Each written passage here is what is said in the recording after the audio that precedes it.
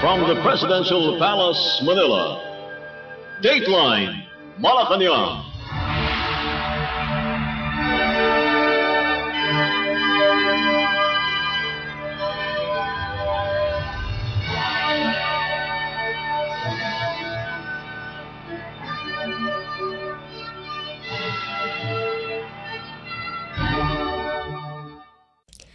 Good day, this is Dateline Malacañang, and here are the news.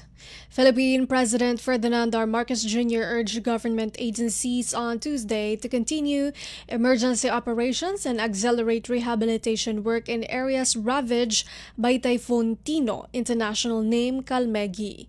The president's statement, read by Palace Press Officer Claire Castro during a Malacañang briefing on Tuesday, described continuing government actions to provide emergency aid and restore basic services in the hardest hit areas in Mindanao and Visayas.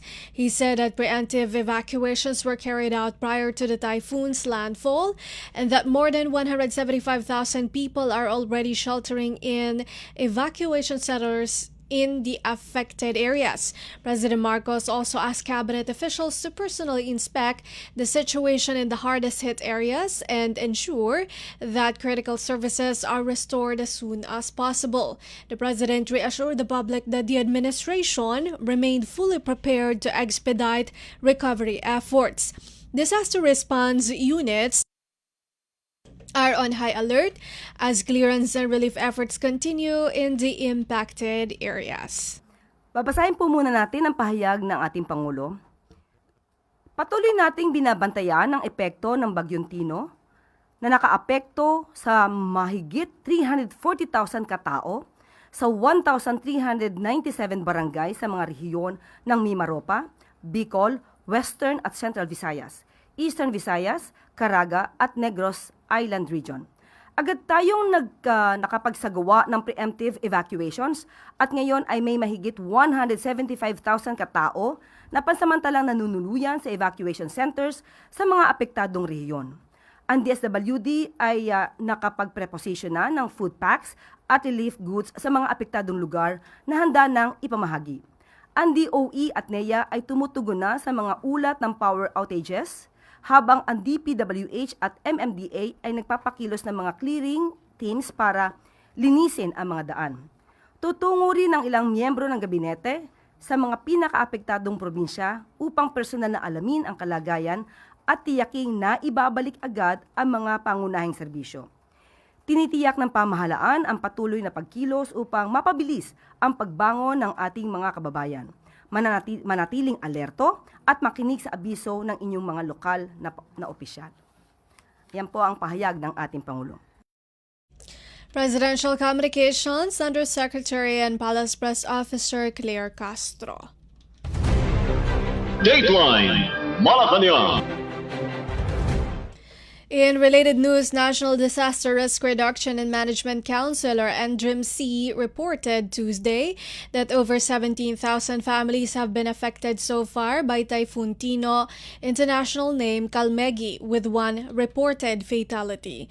In its updated report, the NDRIMC said 17,124 affected families, equivalent to 59,918 persons, are from Region 6, Western Visayas, Negros Island Region, Region 7 Central Visayas, Region 8 Eastern Visayas, and Caraga.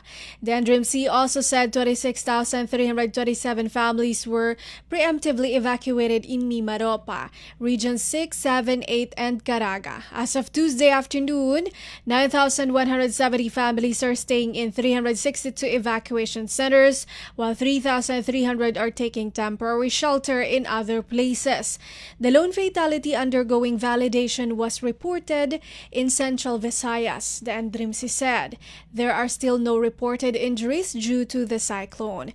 Acting Philippine National Police PNP Chief Lieutenant General Jose Melencio Nartates Jr. meanwhile placed police regional offices near Tino's projected path on standby for immediate deployment to ensure that affected communities will be aided quickly. He also reminded police officers to help in the evacuation measures being enforced by local government units, especially for those residing in coastal areas. Dateline Malacañang. Malacañang on Tuesday said Philippine President Ferdinand R. Marcos Jr. has directed the Department of Information and Communications Technology or DICT and other concerned government agencies to heighten vigilance against possible cyber attacks expected on November 5.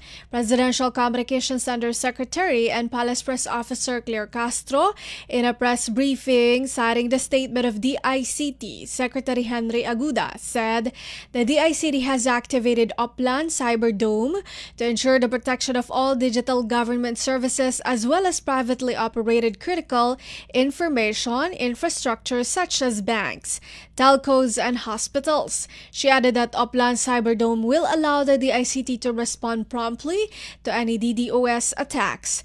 Castro noted that in the event of online disruptions, the public may avail of in-person services at government offices. The DICT earlier warned of possible DDoS attacks on November 5, targeting various websites and networks. A DDoS attack occurs when malicious actors flood a website with excessive traffic, causing it to slow down or crash.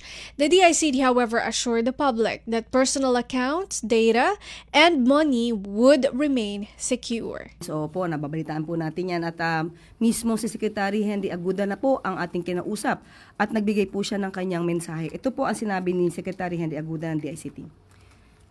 The President directed DICT and all cyber teams in government to be vigilant and prepare for the November 5 possible DDoS attacks. DICT has activated Upland Cyberdome to ensure that all digital services of the government as well as privately operated critical information infrastructure such as banks, telcos, hospitals, etc.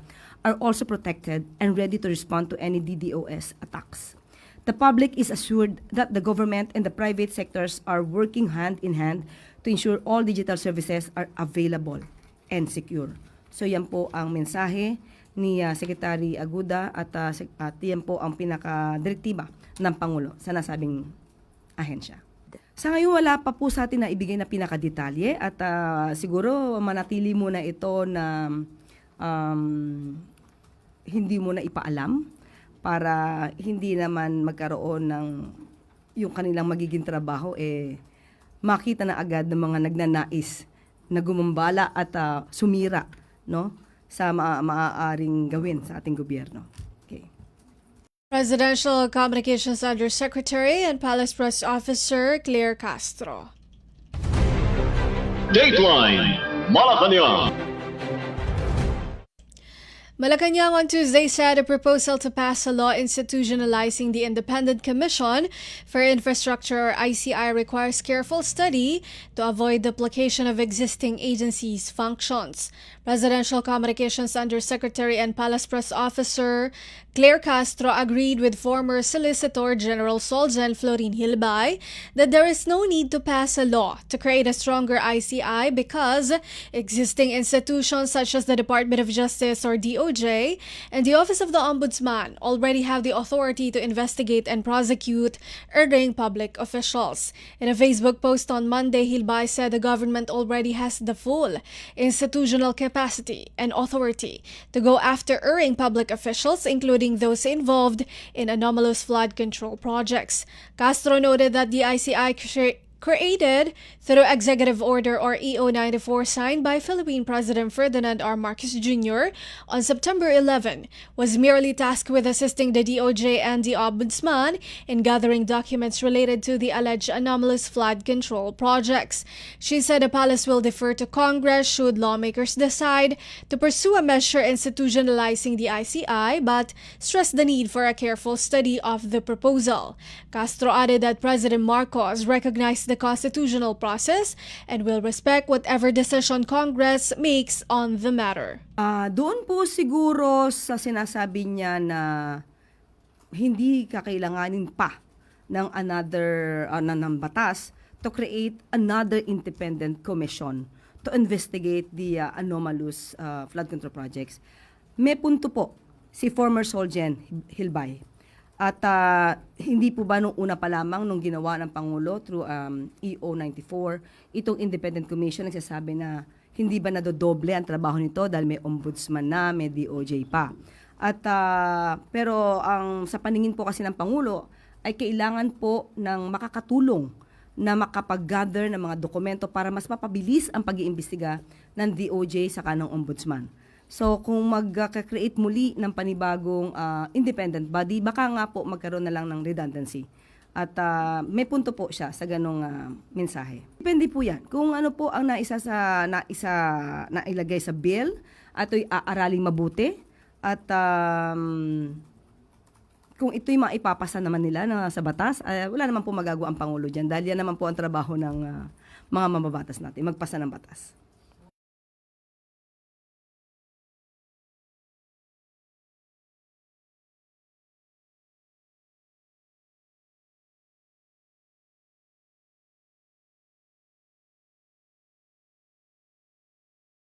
The House lawmakers' decision to conduct an inquiry into Dolomite Beach project along Manila Bay, stressing that the move could help clarify issues related to flood control and environmental impact.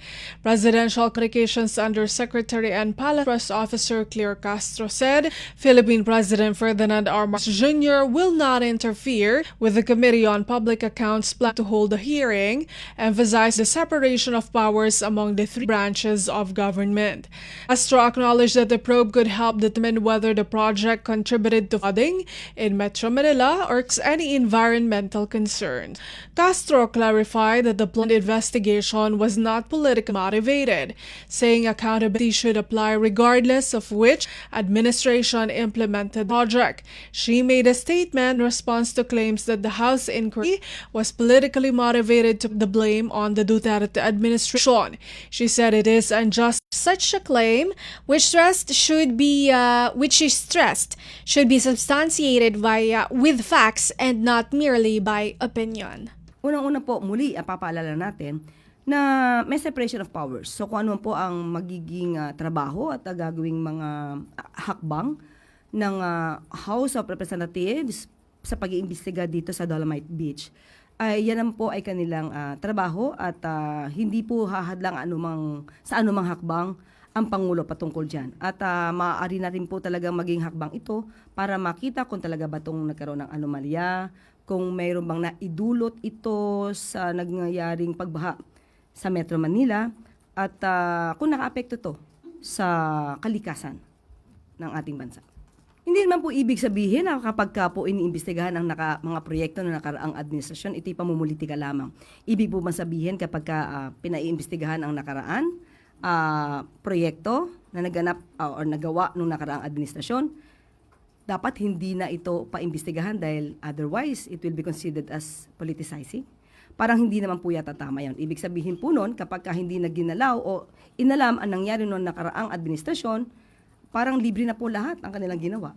So tama lamang po ito. Pero muli, ang sabi ng Pangulo at ang administrasyong ito, hindi po sila makikialam kung ano po ang ginagawa ng mga mambabatas natin sa kanilang pag-iimbestiga. On Public Accounts' first hearing into the controversial Dolomite Beach project will be held on November 17. The hearing will focus on determining the necessity of the project based on the Manila Bay Sustainable Development Master Plan and the Supreme Court's continuing mandamus for the rehabilitation of Manila Bay. Dateline Malacañang.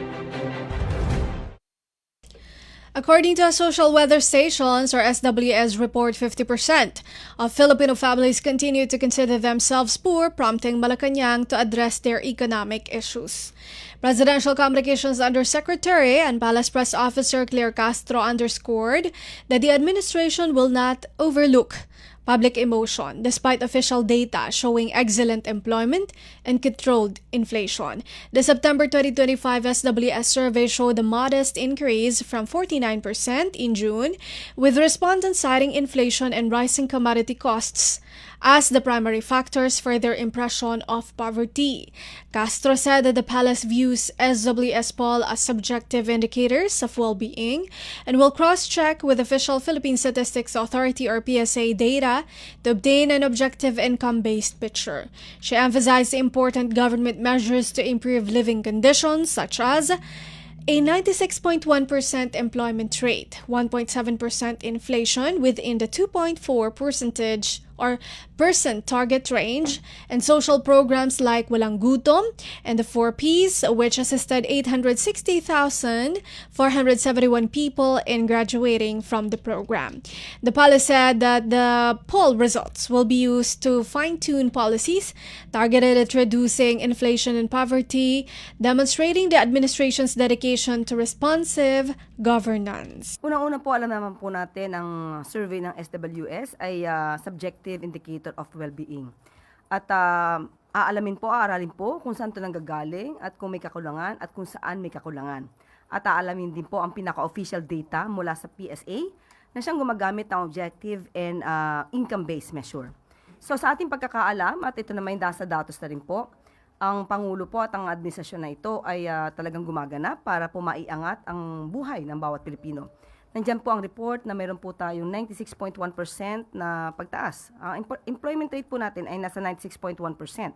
At pati po ang inflation rate, 1.7%. Ito po ay within the projected target ng 2 to 4%. At nandiyan din po ang programa ng DSWD, yung Walang Gutom, kung saan po sinasabi niyo yung hunger among beneficiaries drops 7.2%. Nandiyan din po ang Kalahi CIDSS na programa ng DSWD. Ang tawag dito ay Kapit Bisig Laban sa Kahirapan, Comprehensive and Integrated Delivery of Social Services. Kasama na rin po ang Sustainable Livelihood Program ng DSWD. At alam din po natin na 860,471 members na po ng 4Ps ang gumraduate at sila po ay kumbaga ay nakagraduate na sa kanilang kahirapan at sila po ay naalis na sa 4Ps program. But still, magpapatuloy pa rin po ang Pangulo at ang administrasyon na mapagaan pa po ang kabuhayan ng bawat Pilipino. Kaya nga po aaralin po ito dahil sabi nga po natin ang SWS survey ay subjective po. Subjective indicator of well-being. So, mas gugustuhin po natin na makita yung pinaka-official data from the PSA. But still, hindi po naman ito magbibingi-bingihan ng gobyerno. At lahat naman po ng ating madidinig ay pakinggan po para mas maging maganda pa po ang serbisyo ng pamahalaan sa ating mga kababayan.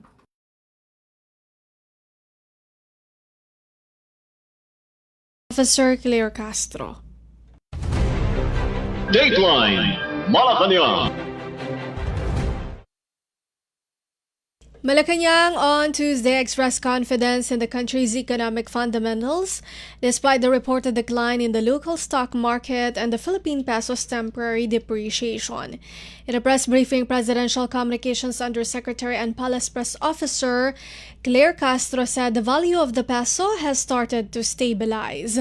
Castro said the administration remains optimistic about the country's swift recovery, citing continued support from key economic drivers such as overseas Filipino workers or OFWs, business process outsourcing or BPO companies, and local tourism.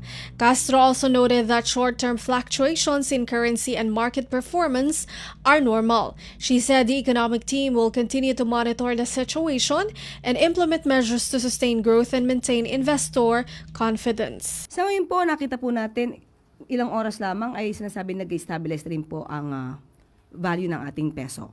So, confident pa rin po na ito ay malalagpasan ng ating gobyerno. Unang-una po dahil nandyan din po ang mga tulong ng BPOs, nandyan din po ang tulong ng OFWs, ang tourism, pati po yung fast sa economic growth natin. At meron siguro mga panapanahon na nangyayari mga ganito. Pero ibibigay ko po ang detalye nito kapag ka po naibigay na po ang mensahe at komento ni Secretary Frederick Go at ng DBM, ng DOF at ni DepDev. Bibigyan ko po kayo ng pinakadetalye patungkol po dito. Investors' concerns about the depreciation of the Philippine peso against the US dollar again led to a decline in the Philippine Stock Exchange Index on October 27. The Philippine peso recently weakened further against US dollar due to global interest rate hikes and investor caution. Dateline Malacañang. Presidential Communications Undersecretary and Palace Press Officer Claire Castro on Tuesday thanked Mamamayang Liberal Party list Representative Laila de Lima for recognizing her potential to lead the Department of Justice or DOJ but clarified she has no plans to seek the position. In a Palace Press briefing, Castro was flattered by de Lima's kind words after describing her as one of the best choices for the DOJ. Castro, however, maintained that she is not eyeing the post. Castro, a lawyer, indicated that she prefers to continue in her communications role at the palace rather than transition into the legal and administrative responsibilities of the DOJ. Maraming salamat sa pagkukonsidera sa akin, pero hindi po talaga po tayo nag-a-apply para maging SOJ. So siguro yung mga ayaw sa akin na maging SOJ ako, kalma lang, hindi po tayo nag-a-apply para dyan. So yun po, para mas maliwanag. Pero maraming salamat po kay Congressman Laila de Lima for saying those kind words. Salamat po. The DOJ has been at the center of several high-profile cases, including ongoing investigations into corruption, making the post a critical role in the administration's agenda. President Ferdinand R. Marcos Jr. earlier appointed Frederick Vida as acting DOJ Secretary following the appointment of Jesus Crespin Remulla as the new Ombudsman. Dateline Malacañang. Philippine President Ferdinand R. Marcos Jr. welcomed the new $3 billion investment from Danish renewable energy giant Copenhagen Infrastructure Partners or CIP, reflecting increased worldwide confidence in the country's investment climate. In a press conference, Presidential Communications Undersecretary and Palace Press Officer Claire Castro announced that CIP officials made a courtesy call on President Marcos in Malacañang to underscore their commitment to investing in the Philippines' rapidly growing renewable energy sector through their partnership with ASEAN Renewable Energy Solutions. She said that CIP has committed to developing its first offshore wind farm project worth $3 billion in Camarines Sur, making its first venture in the region. She noted that the Danish company opted to invest in the Philippines because of its strategic location and President Marcos' strong support for renewable energy transition. According to the palace, the project reflects the Marcos administration's broader goal of attracting sustainable investments and diversifying the country's energy mix, as well as improving transparency and accountability in major infrastructure programs, especially in light of ongoing reforms to address corruption issues in flood control and public works projects. Panibagong investment sa administrasyon ni Pangulong Ferdinand R. Marcos Jr., una sa Pilipinas, una sa Southeast Asia. Isang leading company sa renewable energy ang nagkaroon ng courtesy call kay Pangulong Ferdinand R. Marcos Jr. kaninang umaga upang ipahayag ang kanilang kumpiyansa na mag-invest sa renewable energy sa bansa.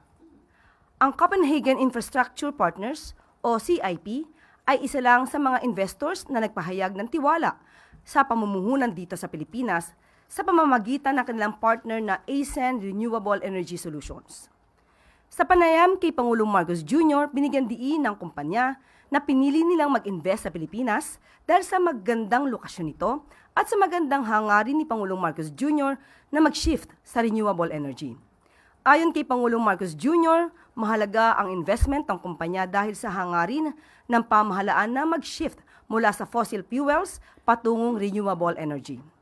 Ang CIP ay may commitment na magtayo ng kanilang unang $3 billion offshore wind farm project na itatayo sa Camarines Sur, ang kanilang kauna-unahang project sa Southeast Asia. Sa ganitong investment, patunay lamang na mataas pa rin ang kumpiyansa ng mga dayuhang investors na mamuhunan sa Pilipinas. Presidential Communications Undersecretary and Palace Press Officer Claire Castro. Dateline Malacañang.